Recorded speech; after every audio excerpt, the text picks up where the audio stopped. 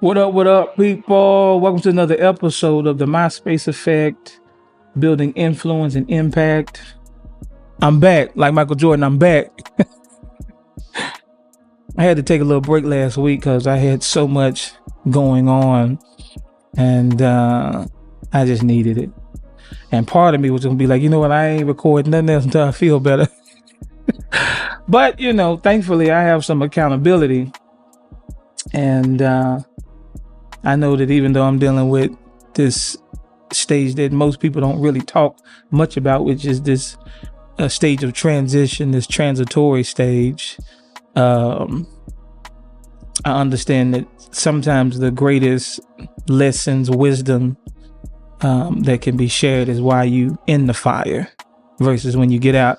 Because typically when people get out of something, you ain't concerned. You just going about your business. And I really want to talk about tonight the advantage of the end. The advantage of the end.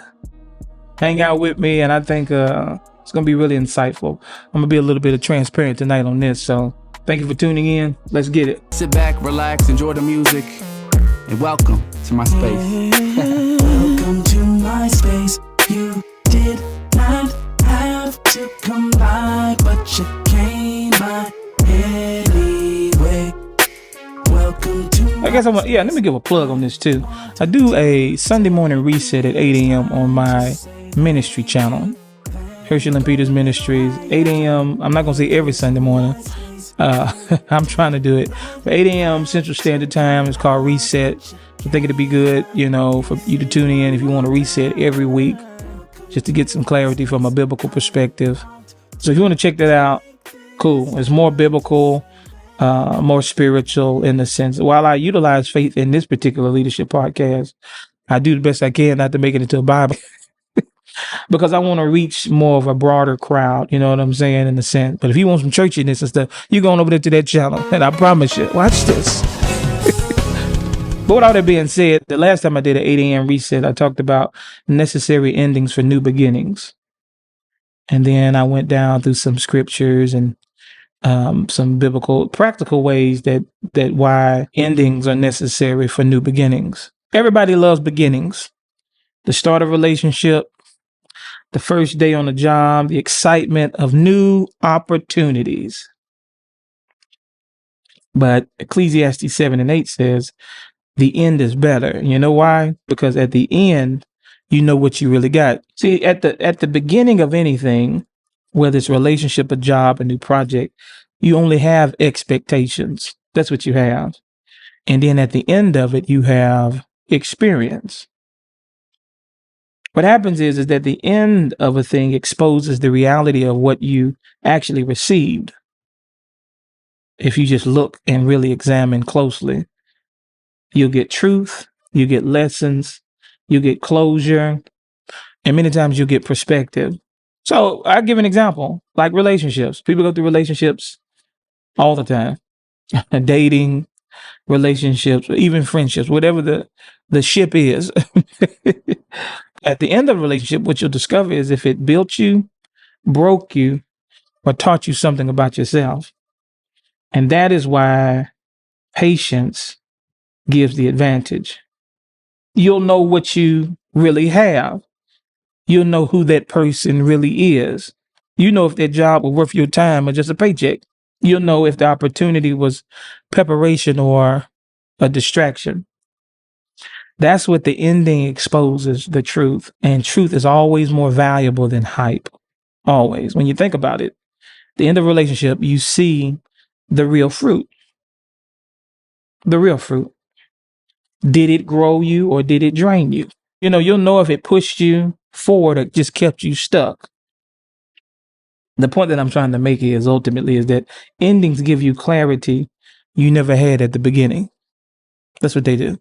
So Solomon dropped that wisdom on us, that patience is better than pride. Why would he do that? Because see, when you're patient at the end of a thing, you don't rush to judgment.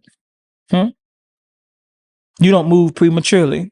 I've been in a situation now, I don't want to put people on blast, but I will be transparent. I've been dealing with some things now where I have found the power in patience. Because some of the things I've been dealing with has literally Oh man, it has really provoked me, the man, if you feel me, to want to do some things. Oftentimes life can do that. People, placing things in life can do that. And and sometimes when life happens, things can feel, look, seem personal, very personal, which calls for you to want to do something personally. It's in those moments where patience is really better than pride. You have to really lean into patience because, again, you can do something prematurely. You can hurry and rush to judgment, and you find yourself on the wrong side of something. Why? Because patience allows you to sit with the lesson long enough to know what you really got out of it. And that's why patience gives you the advantage. But pride makes you react too soon, too fast. Pride said, I got to protect my image, my ego. I'm going to get the last word. You feel me? I got to prove a point. And I've been in that type of position where I'm just like, I'm going to prove this meeting wasn't enough. No, this meeting is too diplomatic. We need to deal with this. Yeah, tired of it's too political. We need to handle it. Well, patience. Patience.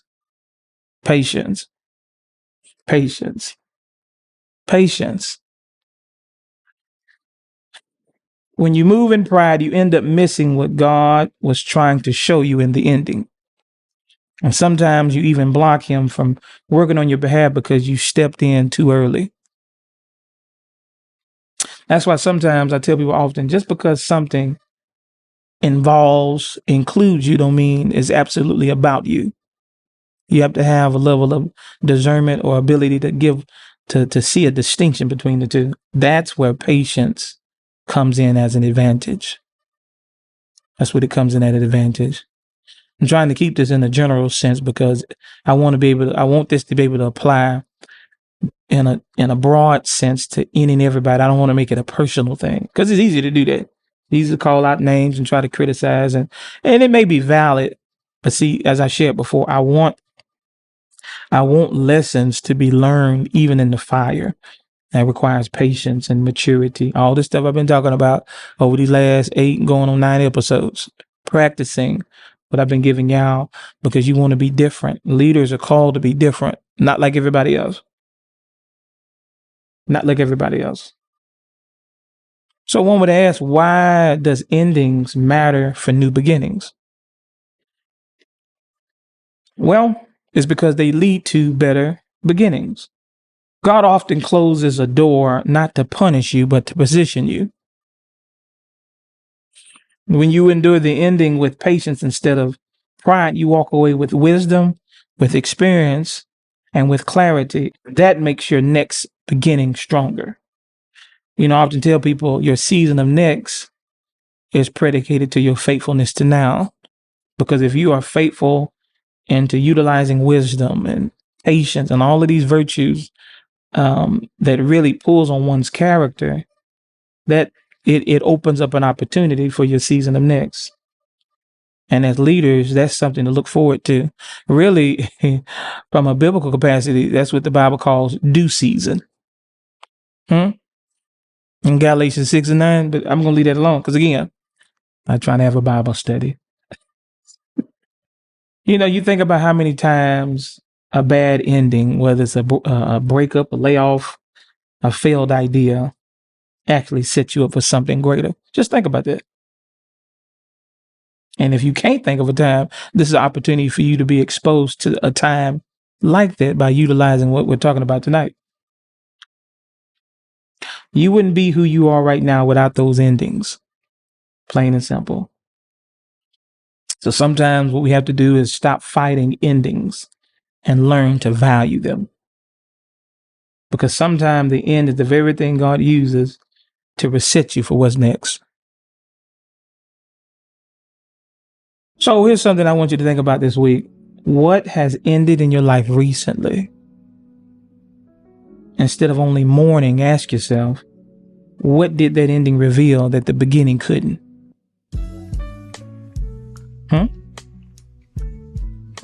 And how can patience help me carry the wisdom into my next beginning.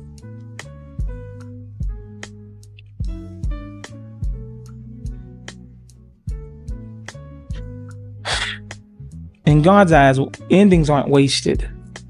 They're just doorways. And if you handle the ending right, your next beginning will be better. Don't ever forget that. This is the MySpace Effect. Let's keep building influence and impact. Until next time,